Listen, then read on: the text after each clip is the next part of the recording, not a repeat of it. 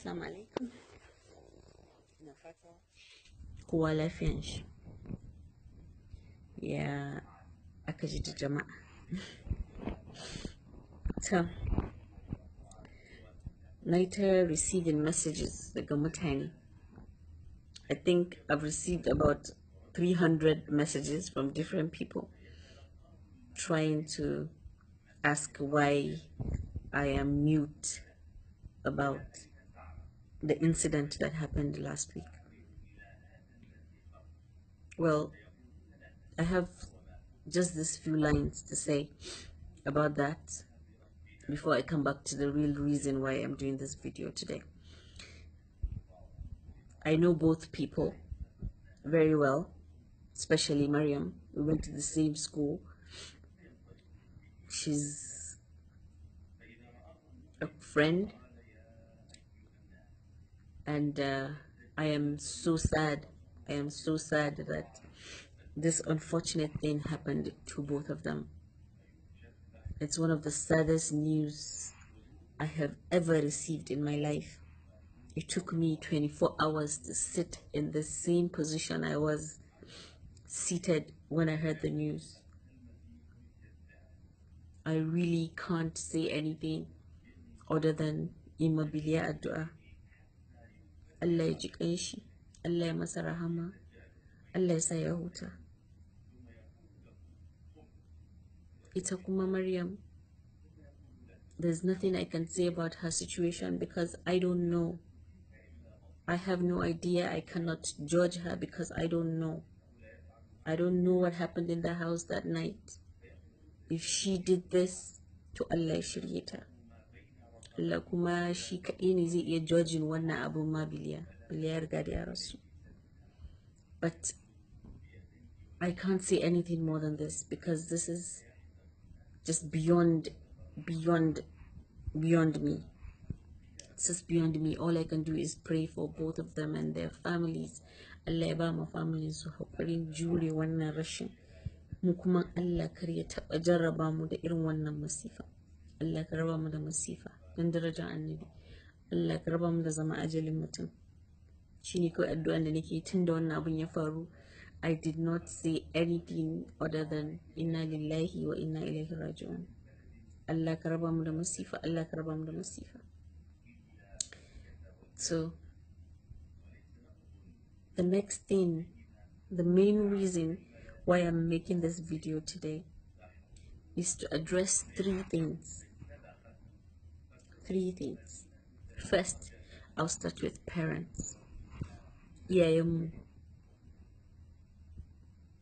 Yes, babu iyaye nagari da za su so ɗansu ya zauna a gida bai da aure.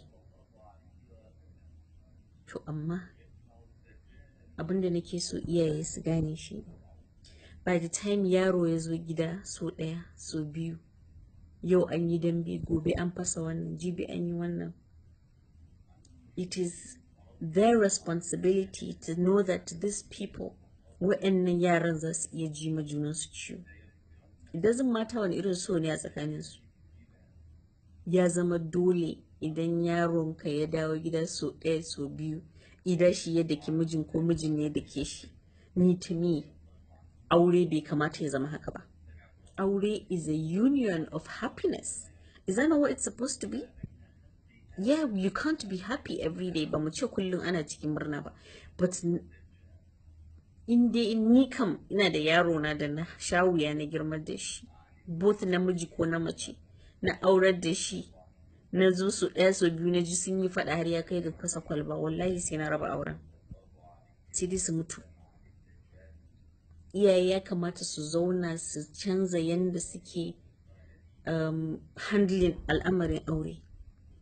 Wata za ta zo gida ta ce ma babanta, mijina ya mun duka, sai ya ce ki koma. Wani baban ma zai ce ai he has the right to beat you, ke ne baki da gaske. To me amfani a dawo a zama ana cikin wannan matsalar, a rasa yanda za a yi da juna, ba kuka za ka yi ba, kai kamar rasa ma me yake damunka. Iyaye muna roƙonku don darajar annabi, ku cire tunanin wai za a magana 'ya'yanku a ce wai su ba su da aure a waje. Ku cire wannan tunanin, ku zauna ku yi tunani da logic da kuma me asalin addini ya ce game da namiji da zai daki matan shi ko macen za ta daki mijinta. Me Allah ya faɗa akan irin waɗannan abubuwa. Mu daina mixing religion da culture. Aure has nothing to do with culture. Aure is solely religion. So if we're going to judge marriage based on religion, then violence is not involved. We should work on that, our parents, we beg you. Secondly, I would like to talk to women directly. Mata, ni mace ne, na san how it feels. I know how hard it feels, how terrible and how hurtful it is to find out that mutumin da kike bala'in so kika ma wani ma maybe kin mishi komai a rayuwa yana son wata daban baki ba, ko ya fara magana da wata, ko yana zuwa ya sayan ma wata abin da baya sayan miki. Na san how it feels. I know, and I know that ba kowa yake iya controlling ba, but amma ina roƙonku dan darajar annabi, ba wanda a cikinku na san yake so yau ya samu kanshi a cikin situation da Maryam ta samu kanta.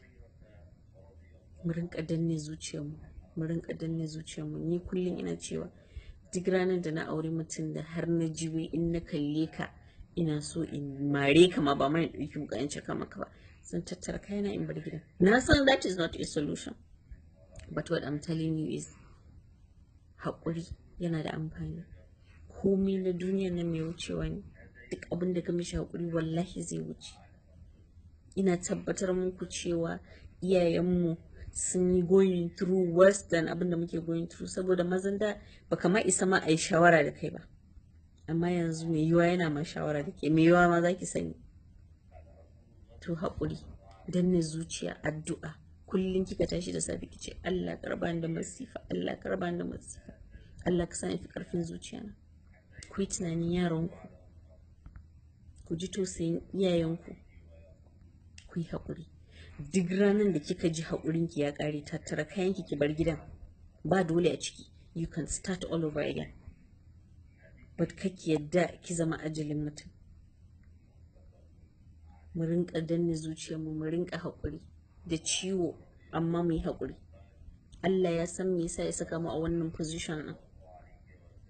There's a reason why God created us like this and said we can handle it. But when you can't handle it, walk away. That's my advice. Walk away and go and cry and do whatever it takes to get yourself back together and live your life, because you were living your life before you met this person. You can have a life after that person. Thirdly, this is to men.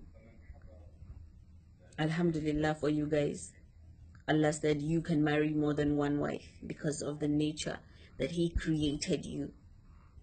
He knows that you people love plenty things. You can't stand and look at one thing for the rest of your life. We agree. But I want you people to know that when God said that, between you and Him, you know that. Anyone who knows Islam and read this particular ayah, or the verse that said you people can marry more than 4 wives, knows that God did not say you should do it in the manner that you guys are doing it. God didn't say parade it to our faces. Mata ne Muhammad sallallahu alaihi wasallam ba wanda yake su pure, but sun kishi. Mata suna da kishi. You cannot come ina kwance gado ɗaya da kai kana chatting da wata mace. Allah bai gaya maka haka ba. Wannan ba neman aure bane. You cannot go and buy mace da take waje motan da ni bana hawa. In ji labari ka tsamman za a wanye lafiya ranar. Macen da kake fita da ita a waje bata isa ta buga maka waya ina zaune a gefen ka ɗauka ka ce I love you too baby, ka tsamman za a wanye lafiya. You cannot take a woman, wata mace da ba matanka ba, ka kai ta ƙasan waje ku yawo ku ɗauki hotuna in gani a social media ka ce kar yin kishi. Tsammanin wai wa'annan abubuwan wai mata wai su wai din Allah ya ce sai dole mijinki ya aure wai za su ɗauki wannan. Ba kowane mace bane take da ability rike irin wancan abubuwan. If we're going to talk about religion, then let's talk about it in the real sense. God did not give you that right. Ya ba ku right ku ƙara mata, bai ba ku right ku iskanci ba. Allah bai ce ku adultery ba, abinda cewa kai a jefe ku. Cewa kai a jefe duk wani mutumin da ya adultery. Allah ne ya faɗa, bai ce mace kaɗai, bai ce har da namiji. Duk wani wanda ya yi adultery a jefe shi. To jama'a, when we're talking about religion, let's not deviate to tradition. Ku yi aure, ku aure more than one wife, but do not disrespect your wives. To the women out there who made videos saying, "Why gaya miki mijinki ke kaɗai ne, naki ne ke kaɗai." Be sensible. Next time you're doing a video, know that you that you're talking about it, if you're in that position, you might not be able to take it the way another person is taking it. You're allowed to marry more than one wife, alhamdulillah, but do not bring it to the face of your wife. Do not disrespect your wife by doing that. That is all. We can all come together and prevent such things from happening in our society. Because what happened to Maryam and her family and Bilia and his family can happen to a lot of us. We can prevent this. Come together, pray together. Marriage is a union of happiness, not a union of battle. When it reaches a point where your husband will slap you, that is not marriage. When it reaches a point when a wife will take a knife and cut her husband, that is not marriage. Even animals don't do that to their people, to their own. So please, try as much as possible to stay away from things that you would regret, because you can prevent them. Haƙuri, patience is the key to the whole things, every single thing we're doing in this life. Kamishi haƙuri. I always say this too shall pass. It shall. Allah ya rufa mana asiri. Allah ka raba mu da masifa. Allah ka ji kan Bilyamin, ka sa ya huta, ka raba mu da masifa. Nagode.